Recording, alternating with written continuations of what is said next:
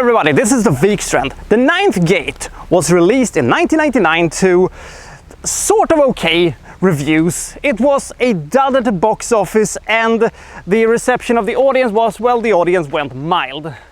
Viewed today as, bloody forgotten and a weird little, small little movie in, the grand scheme of what was an awesome year of 1999.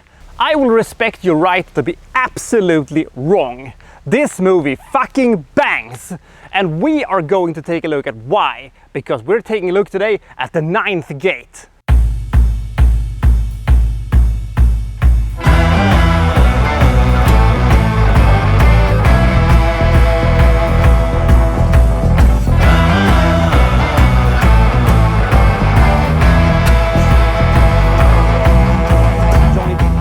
Dean Corso, played by Johnny Depp. He's a kind of a book detective. He finds out whether or not a book is actually an antique or a fake. And one of his clients, Boris Balkan, played by Frank Langella, has hired him for his biggest job so far.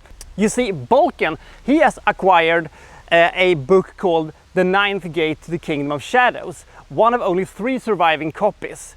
The book is all about the devil. It is co-written by the devil, allegedly, and properly used, you can actually meet the devil himself. Balkan is obsessed with this thing. Corso is mostly obsessed with money and stuff like that, so he takes the job. His job is basically go to Europe, seek out the 2 surviving copies except Balkan's, and find out if Balkan actually has the real one, because he is not entirely sure that it is the actual one. He doesn't feel like it is completely complete. He feels that something is missing about it. So Johnny Depp starts his little adventure, but constantly things are happening to him. People that are following him. People start dying around him. Why is this book so dangerous? Is the devil going to show up?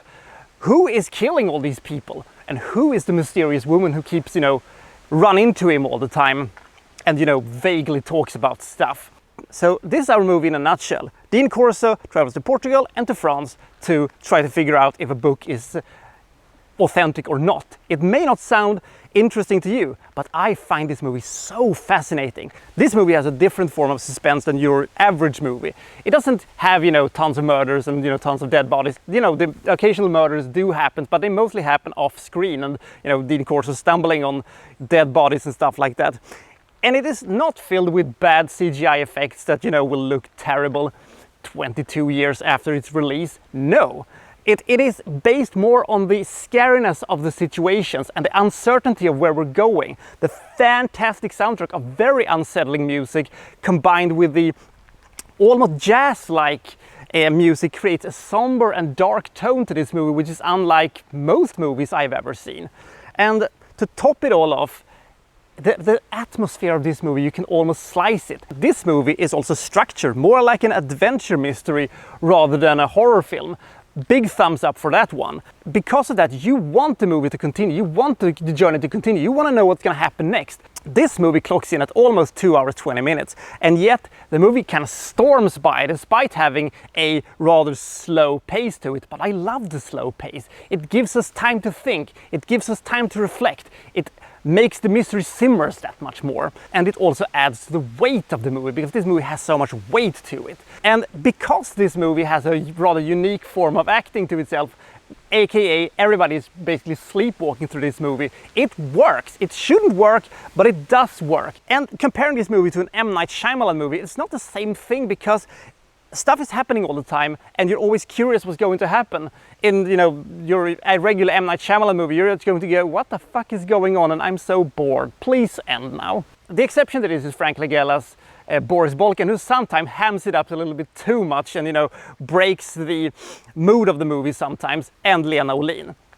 Lena Olin plays Countess Telfer. She was the widow of the guy who had the book that Balkan has bought, and Lena Olin was 45 years old when this movie was made, and she's sexier than women half her age, and she was so damn gorgeous it is almost unfair. And to top it all off, she did have as much charisma and so much screen presence that she could make her sometimes rather hokey lines actually kind of works. By the way, is it just me who thinks that Lena Olin has been parachuted in from a totally different movie, some kind of a weird dame from some kind of a 40s film noir movie? That's the vibe that comes across her more than, you know, vengeful countess who bangs Johnny Depp.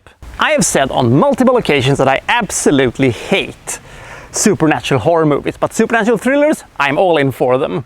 And this movie is just a movie I just want to see continue. I just want to see what goes on. And in the end, we are brought in for an absolutely magnificent ending. I love the ending of this movie. And some people will argue that it is kind of hokey, and some people will argue that, what, that's it? But it is the perfect ending. I struggle to come up with an ending that is better than the ending we got here.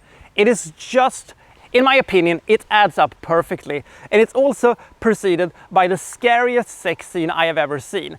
By the way, there are legitimately scary sequences in this movie. This is basically some of the more simpler sequences that is just filled with mystery and threat and darkness, because the devil just looms over this movie in such a fascinating way. This movie is probably not on, you know, most people's top 10 list of all time or stuff like that, but I think it is a forgotten classic that delivers on all cylinders. If you want to have a good mystery thriller, if you want to have a more academic thriller, if you want to have a more of a murder mystery where you know who the murderer is, but it's kind of fun to see where it goes anyway, this is the movie for you. If you, like me, want to have dark, twisted, weird, religious thrillers that isn't preachy and is kind of, you know, suspenseful and stuff like that, this is an absolutely marvelous movie. When it comes to Johnny Depp, I love his booze-guzzling, chain-smoking anti-hero. He's not like most protagonists. He comes across as kind of a douche and kind of a dick, but you know that there is so much more going on behind his glasses and his scruffy-looking appearance.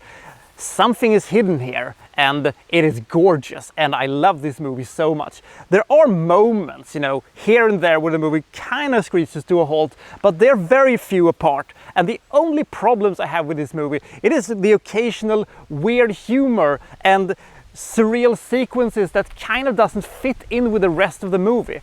If Polanski could have avoided having a couple of these slightly bizarre, humorous, weird sequences in this movie, I think we could have talked about this as one of the, you know, best movie of the entire decade, but this is still one of my favorite movies of an absolutely stonking good year, that is 1999. I give this movie 94 points. This movie I strongly recommend if you want to see a great mystery thriller. Another reason why I love this movie so much is probably because it doesn't have any weird side plots or side characters that doesn't seem to go anywhere. It's very focused. It's a relatively small cast of characters, and that actually helps this movie. In other movies it probably wouldn't have worked as well, but in this case it kind of does. Oh, before we go, there is a thing that needs to be addressed. This movie was very unlucky to be released in 1999 because just a couple of months before this, Eyes Wide Shut, the last movie of Stanley Kubrick, was released. And if you're going to have a sequence in which a secret society has sexualized, you know, cult things going on, releasing them, you know, a couple of months apart from Stanley Kubrick's movie is gonna make your movie look a little low rent. Just saying. It is not this movie's fault. That sequence looked okay, but comparing that one to Eyes Wide Shut, which was the best sequence of that entire movie, it made that sequence look a little low rent. Now, in hindsight, when you're looking back at it and you're forgetting that Eyes Wide Shut was released so close to it, it doesn't matter as much, but unlucky for you. So I'll see you next time from, well, so-and-so reviewing, well, such and such. Thank you for watching. Thank you very much.